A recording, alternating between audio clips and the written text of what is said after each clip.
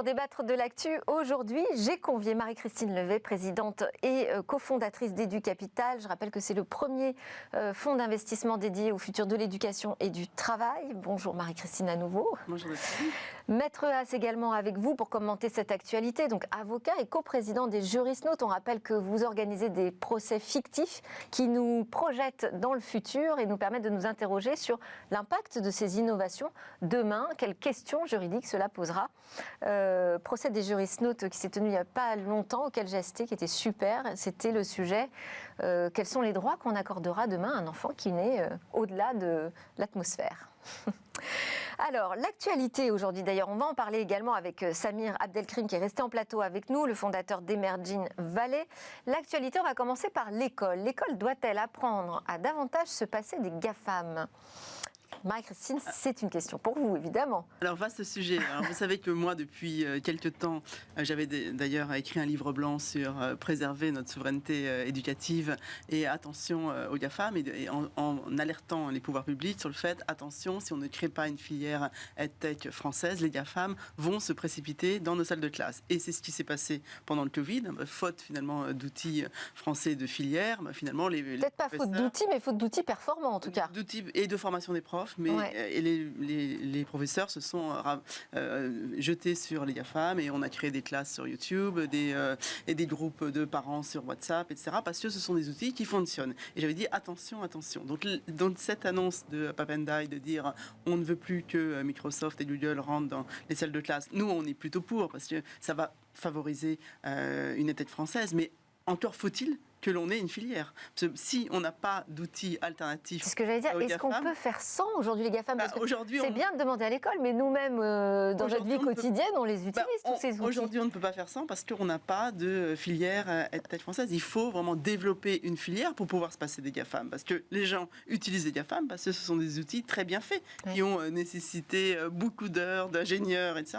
et qui sont très ergonomiques et qu'on utilise dans sa vie privée. Mais oui, on peut se passer de GAFAM. Les ENT sont un bon exemple. À un moment donné, il y a une volonté... Les espaces numériques de travail. Espaces numériques de travail. Il y a une volonté politique forte de dire, voilà, on crée un marché des ENT et on équipe toutes les écoles des ENT. Et heureusement qu'on avait des ENT pendant la continuité pédagogique, parce que sans ENT, on n'aurait pas pu faire grand-chose. Et il y a eu cette volonté politique forte. Il y a eu des marchés publics qui ont été attribués et on a quelques sociétés qui, finalement, fournissent ce sujet. Mais elles ne font pas tout. Et aujourd'hui, il faut vraiment... Mais des outils de classe virtuelle en France, on en a. Des outils de partage de documents, on en a, mais il faut pouvoir créer un marché et aujourd'hui c'est encore trop compliqué. Et puis il faut que ces startups puissent accéder à ces marchés publics aussi. Qu'il y ait un marché, et qu'il y ait un marché public. Aujourd'hui, ces startups, il y a 500 startups françaises dans les tech, donc on a de quoi avoir des remplaçants à des GAFAM. Mais ces startups sont trop petites, elles vont trop de subvention en subvention et on n'a pas un réel marché public, des commandes publiques qui se sont installées. Donc oui, à l'arrêt des GAFAM, sachant que l'annonce de Papendai pour l'instant est assez vague. On ne sait pas quand, c'est sur du renouvellement, etc. Mais sur le fond, oui, mais si on ne crée pas de filière, ça ne sert à rien. Et au contraire, ça va désavantager les professeurs. Alors, on va aussi rendre hommage au député Philippe Latombe, qui porte ces questions, qui a reposé des questions au gouvernement, qui sensibilise énormément sur ce sujet de la souveraineté numérique. Donc c'est vrai qu'il n'y a pas d'échéance pour l'instant qui est fixée par l'éducation nationale. C'est juste dans le collimateur, on a Google, Microsoft, on se dit qu'il faut quand même qu'on arrête d'être trop dépendant de ces acteurs du numérique. Pourquoi ? Ça pose quel problème, Maître Haas, juridiquement ? Oui, d'abord sur le fond. Parce que est-ce qu'on peut faire sans ? Il y a des réponses qui sont proposées. Oui. Mais il n'y a pas de réponses qui sont proposées. Est-ce qu'on peut faire mieux ? Et déjà, ça pose un vrai problème. Oui. C'est-à-dire que le numérique se bâtit sur les usages. Et donc, il y a déjà un premier point qui est très, très important autour de ça. Il faut faire mieux et beaucoup mieux. Et alors, où on peut faire mieux ? Justement, c'est que dans l'éducation, on a des mineurs. Et les données des mineurs, ce sont des données sensibles. Et là, on a en fait, si vous voulez, une arme juridique très très forte, qui est le règlement général de la protection des données. Et donc, on demande des garanties à tout, et on a eu le cas avec Zoom notamment, qui était important en disant mais attends, est-ce qu'ils assurent en fait ce transfert des données ? Aujourd'hui, il est illicite de transférer des données vers les États-Unis sans avoir des accords réciproques. Donc il y a des moyens, si vous voulez, aujourd'hui de pouvoir revenir là-dessus en faisant mieux et en protégeant mieux aussi. Et puis il y a un autre argument qui est avancé, c'est la concurrence déloyale. C'est-à-dire comme ce sont des offres gratuites qui sont mises entre les mains d'enfants, justement, ça les habitue à des outils qui plus tard seront des outils peut-être qu'ils utiliseront dans leur vie adulte. Oui, parce que tous ces GAFAM, leur modèle économique, c'est un modèle publicitaire. Donc, c'est un modèle de donner gratuitement les outils pour déjà créer de l'addiction, créer des utilisateurs qui les auront toute leur vie, et ensuite revendre les données et avoir un modèle publicitaire de targeting d'audience. Et c'est un modèle publicitaire qui ne doit pas rentrer dans l'école. On enchaîne avec notre deuxième actualité. Celle-ci, c'est pour vous, Maître As. On va parler de Sorare. Sorare, donc, c'est une licorne française dans ce monde du Web3, des jeux de cartes virtuelles de joueurs, de football qu'on peut s'échanger, on peut participer à des tournois. C'est très sympa, ça cartonne, sauf que d'un seul coup, là, c'était dans le viseur de l'autorité nationale des jeux qui s'est dit, mais après tout, n'est-ce pas un jeu d'argent ? Alors c'est une question qui est très délicate dans la mesure où en fait le transfert et l'acquisition de cartes se fait par des NFT. Oui. Et des NFT, ce sont des actifs numériques. Donc, si vous voulez des actifs numériques... Il peut y avoir des gains en crypto-monnaie. Et il peut y avoir des gains en crypto-monnaie. Oui. Donc, en fait, le problème, c'est que les sanctions en droit pénal, là-dessus, il faut qu'il y ait un texte qui le prévoit. Or, le texte, il est fait sur l'argent, sur des moyens financiers. Donc, est-ce que le NFT peut être considéré comme étant un moyen financier ? Donc, il y a un débat autour de ça, face à l'engouement et puis face à l'addiction, puisque Sorare, en fait, touche une population qui est quand même relativement jeune. Donc, effectivement, il y a un Alors, débat. adulte quand même. Adulte. Pour l'instant, il y a une zone grise et, si vous voulez, on ne peut pas sanctionner quelque chose qui n'est pas prévu par la loi. Voilà.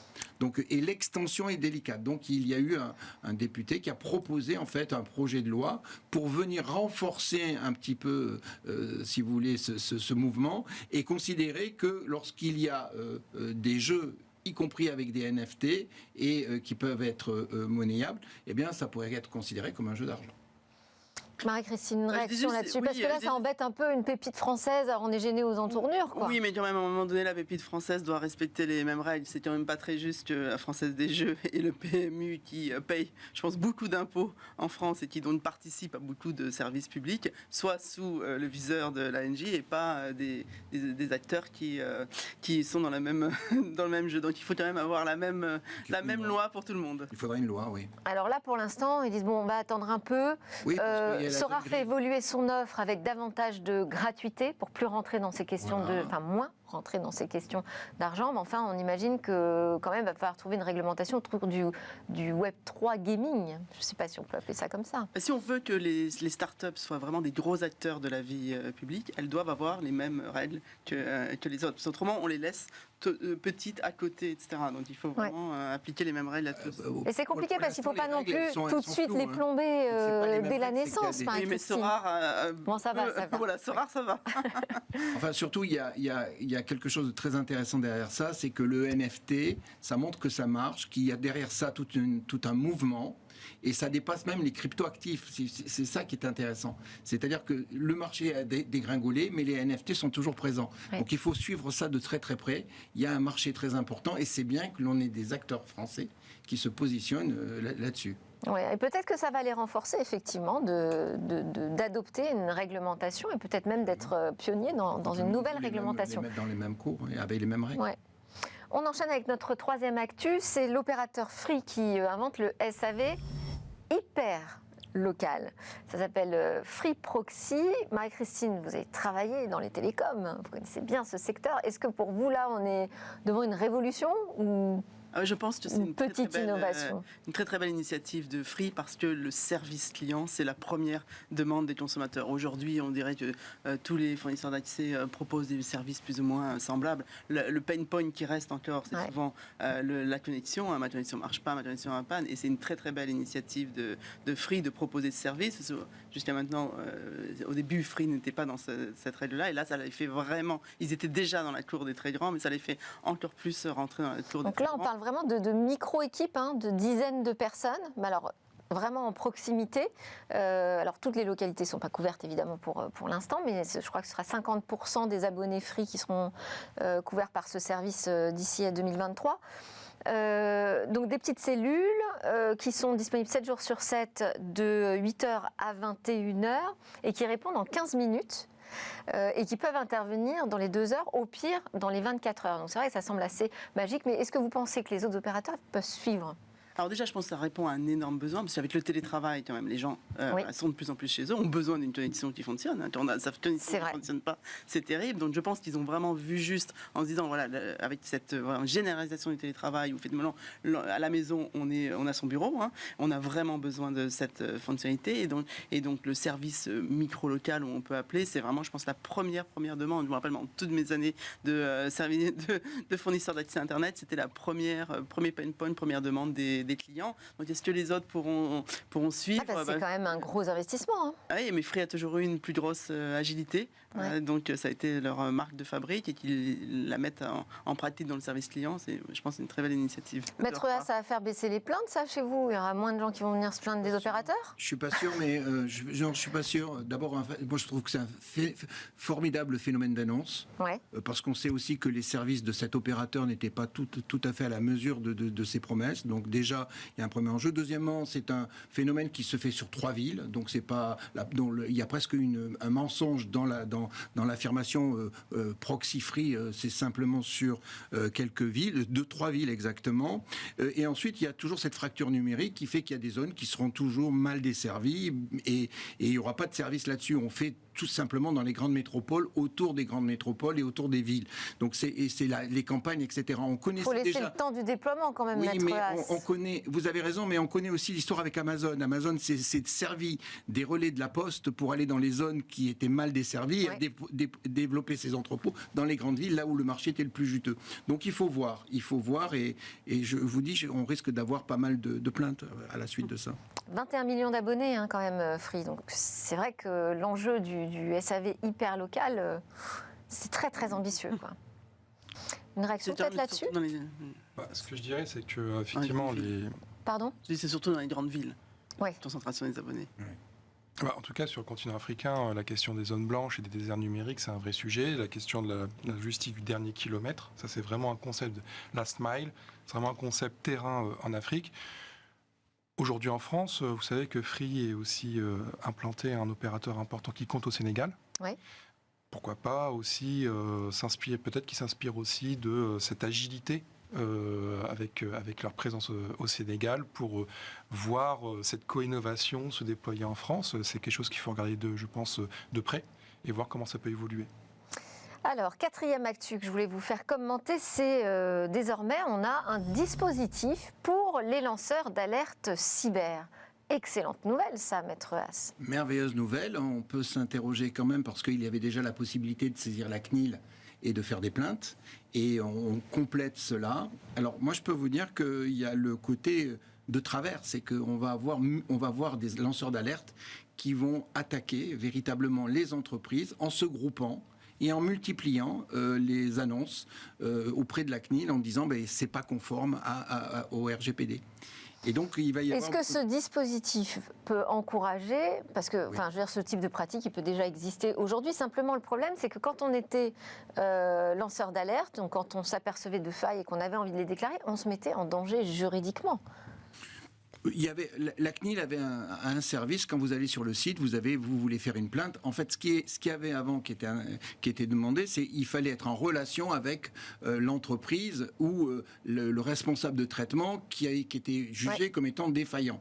Et il fallait montrer que l'on n'avait pas respecté son droit d'accès ou qu'on n'avait pas émis un consentement. Alors que là, on peut le faire directement auprès de la CNIL. Dès lors que l'on pense ou que ça pourrait être probable, potentiellement. Et il y a une garantie de secret sur l'identité du lanceur d'alerte qui est assuré par la CNIL. Oui, alors ils se regroupent en collectif et en fait ils n'ont pas tellement envie d'être dans le secret et de cacher leur identité. Ils veulent justement montrer que ce sont des white, j'allais dire, people. Ça dépend lesquels. Nous on reçoit Damien Bancal régulièrement qui vient nous alerter sur des failles de données. Il travaille, il essaye de bien travailler avec la CNIL. C'est pas si simple. Bon, si vous voulez, il faut toujours regarder quel est l'intérêt, pourquoi, quel est leur objectif derrière tout ça. Je dis que ça va fragiliser un peu plus les entreprises aujourd'hui dans des actions, et les problèmes de ces actions collectives aujourd'hui, ça va créer des contrôles, et c'est quand même quelque chose...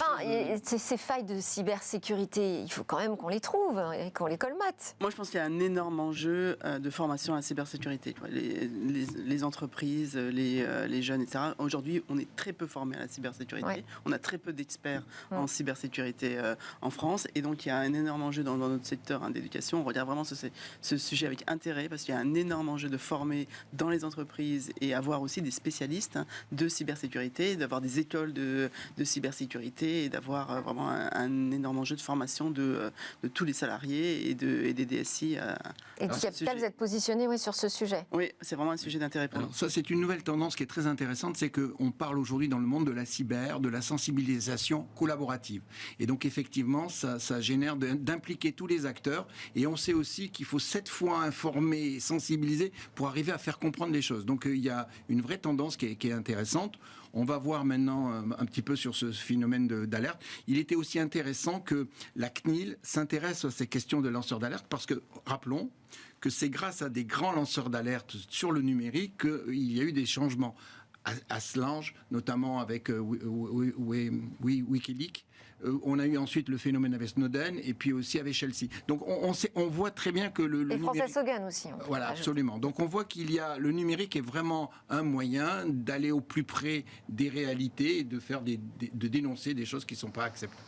Alors, je voulais aussi vous interroger sur les actus que vous aviez repérées, mais Marie-Christine, il y a comment ça s'appelle, Educatech, le grand salon des EdTech qui se tient cette semaine. Voilà, donc Educatech, c'est un salon de 3 jours dédié aux innovations EdTech. Donc c'est un beau salon pour l'EdTech française, où toutes les startups viennent présenter leurs produits. Je crois qu'aujourd'hui, il y a des délégations ministérielles dans le salon, donc tant mieux, très bien. Ce que j'espère, c'est que d'année en année, les ministres, quels qu'ils soient, passent devant les stands de toutes les startups et disent c'est formidable ce que vous faites. Et c'est vrai que c'est formidable ce qu'elles font là. J'espère que ce formidable se traduira par une réelle commande publique. Et nous, on porte l'idée d'avoir un chèque EdTech ou une carte bleue EdTech qui soit donnée à tous les professeurs et les équipes pédagogiques pour vraiment acheter le produit dont ils ont besoin. Ou donc, directement via les professeurs. Soit à un moment donné qu'on décentralise un peu ce système d'éducation qui est aujourd'hui très centralisé, qu'on donne que les budgets soient donnés aux collectivités, qui les ensuite répartissent dans les établissements, et de laisser vraiment la liberté pédagogique gagner, et que le professeur choisisse vraiment l'outil dont il a besoin. Et c'est ce qui marche dans les pays nordiques. C'est une des raisons pour lesquelles les pays nordiques sont toujours en avance, toujours dans les premiers dans les classements d'éducation, c'est qu'il y a énormément de liberté pédagogique accordée à l'enseignant, qui a un rôle clé. Alors nous, sur le Salon des maires, on était présents avec la chaîne Bismart et Smartech. On a reçu la représentante du réseau national des EdTech qui dit que cette idée avance quand même pas mal. Et d'ailleurs, ils étaient assez présents. Je trouve qu'ils étaient assez visibles sur le Salon des maires. Oui, mais c'est clé. Quand on veut aujourd'hui vendre à l'école primaire, il faut vendre à la mairie. Ce qui rend les choses très complexes pour les startups d'EdTech, parce qu'il y a 36 000 communes. Donc, toucher 36 000 communes, c'est compliqué. Donc, il faut utiliser du numérique et une plateforme pour faciliter les achats. Maître Haas, votre actualité de la semaine. Moi, je trouve que c'est l'Arcom qui épingle TikTok. Ouais. Et alors, dans votre émission, on montre toujours un petit peu les dérives. Il faut faire attention, se méfier des GAFAM. On se rend compte aussi que c'est pas que les Américains. Il y a les BATX aussi. Et voilà, il y a les BATX. Et donc TikTok, c'est un très bon exemple. D'autant plus que ça continue. C'est les jeunes qui utilisent vraiment TikTok. Et on se rend compte que finalement, il y a un certain nombre de problèmes, puisque ce sont des données sensibles. Donc au niveau de la protection, parce que ce sont beaucoup des mineurs, le contrôle de la majorité numérique n'est pas fait Internet sur TikTok. Et puis, il y a ce transfert de données vers la Chine avec des garanties qui ne sont pas suffisantes par rapport à des données Alors sensibles. après, TikTok est très américain aujourd'hui. Oui, mais c'est intéressant et ça nous prépare 2023 et juin 2023 avec l'arrivée du DMA. Et donc là, aujourd'hui, en fait, c'est vrai que toutes ces plateformes, mais il n'y a pas que TikTok, il y a aussi, l'ARCOM a épinglé Twitter, Google, Amazon, elle aura signalé pas mal de choses, mais on prépare, si vous voulez, le DMA qui va faire qu'il pourra y avoir demain des sanctions. Et donc, c'est une alerte qui est mise en place, j'espère qu'ils vont l'entendre, mais vous savez très bien qu'on ne peut pas faire confiance à ces plateformes. Donc, il vaut mieux mettre en place développer des règles. nos innovations. Pour l'instant, du côté de l'Afrique, le sujet de la souveraineté se pose ou pas ? Oui, la souveraineté numérique, c'est un sujet absolument crucial. Et là encore, je prêche, moi, pour ce concept de co-innovation. L'Europe et l'Afrique sont justement prises en étau avec d'un côté les géants numériques de la Silicon Valley, de l'autre côté ces géants, ces BATIC, ces géants numériques asiatiques. De la Chine, Il y a une place alternative à prendre et ça ne peut passer que par une alliance numérique entre l'Europe et l'Afrique. Le continent africain est en train d'exploser en termes de démographie, en termes d'usage du numérique. Le continent européen doit absolument se tourner vers son sud pour co-innover et pourquoi pas faire émerger ensemble un grand champion euro-africain, afro-européen du numérique. Merci. Et francophone. La francophonie, ce sera 750 millions de locuteurs, principalement sur le continent africain. Merci à tous les trois. Marie-Christine Levet, présidente, cofondatrice d'Edu Capital, Maître Haas, coprésident de l'association Les Jurisnautes et Samir Abdelkrim d'Emerging Valley. À suivre la découverte d'un hôtel immersif.